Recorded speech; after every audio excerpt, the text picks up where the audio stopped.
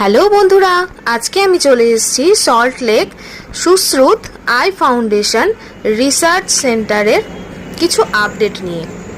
প্রথমেই দেখো, স্ক্রিনে দিয়ে দিয়েছি আমি অনলাইন বুকিং নাম্বার। তোমরা গুগল থেকে অনলাইনে বুকিং করতে পারো অথবা এই নাম্বারে ফোন করে তোমরা নিজেদের নাম বুকিং করে নিজেদের পছন্দ মতো ডক্টর তোমরা দেখাতেই পারো।